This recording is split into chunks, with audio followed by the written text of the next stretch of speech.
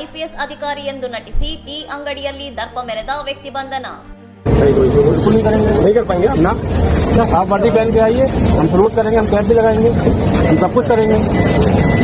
क्या सुन रहा है आपको? वीरेंद्र सिंह नाम है मेरा. वीरेंद्र सिंह? हाँ. कहाँ पर है? यही महानगर में. महानगर में.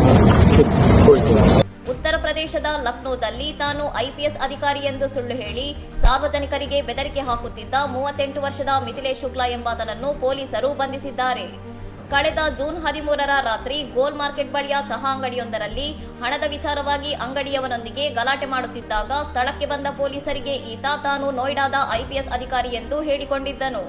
ಅಲ್ಲದೆ ತನ್ನನ್ನು ಕಂಡಾಗ ಸೆಲ್ಯೂಟ್ ಮಾಡಿಲ್ಲ ಮತ್ತು ಕ್ಯಾಪ್ ಧರಿಸಿಲ್ಲ ಎಂದು ನಿಜವಾದ ಪೊಲೀಸರನ್ನೇ ತರಾಟೆಗೆ ತೆಗೆದುಕೊಂಡು ದರ್ಪ ಮೆರೆದಿದ್ದ ಈತನ ವಿಡಿಯೋ ಸಾಮಾಜಿಕ ಜಾಲತಾಣದಲ್ಲಿ ವೈರಲ್ ಆಗಿತ್ತು. ಗುರುತಿನ ಚೀಟಿ ತೋರಿಸುವಂತೆ ಪೊಲೀಸರು ಕೇಳಿದಾಗ ಸಬೂಬ್ ಹೇಳಿ ತಪ್ಪಿಸಿಕೊಂಡಿದ್ದ ಈತ ಜೂನ್ 15ರಂದು ಮತ್ತೆ ಅದೇ ಅಂಗಡಿಯಲ್ಲಿ ಗಲಾಟೆ ಮಾಡುತ್ತಿದ್ದಾಗ ಸಿಕ್ಕಿಬಿದ್ದಿದ್ದಾನೆ. ಪೊಲೀಸ್ ವಿಚಾರಣೆ ವೇಳೆ ತಾನು ಯಾವುದೇ ಐಪಿಎಸ್ ಅಧಿಕಾರಿಯಲ್ಲ ಮತ್ತು ನೋಯ್ಡಾದ ಖಾಸಗಿ ಕಂಪನಿಯೊಂದರಲ್ಲಿ ಅಕೌಂಟ್ ಎಕ್ಸಿಕ್ಯೂಟಿವ್ ಆಗಿ ಕೆಲಸ ಮಾಡುತ್ತಿರುವುದಾಗಿ ಆರೋಪಿ ಒಪ್ಪಿಕೊಂಡಿದ್ದಾನೆ. ಆರೋಪಿಯ ವಿರುದ್ಧ ಮಹಾನಗರ ಪೊಲೀಸ್ ಠಾಣೆಯಲ್ಲಿ ಸಾರ್ವಜನಿಕ ಸೇವಕನಂತೆ ನಟಿಸಿ ಸರ್ಕಾರಿ ಕೆಲಸಕ್ಕೆ ಅಡ್ಡಿಪಡಿಸಿದ ಆರೋಪದಡಿ ಪ್ರಕರಣ ದಾಖಲಿಸಲಾಗಿದೆ.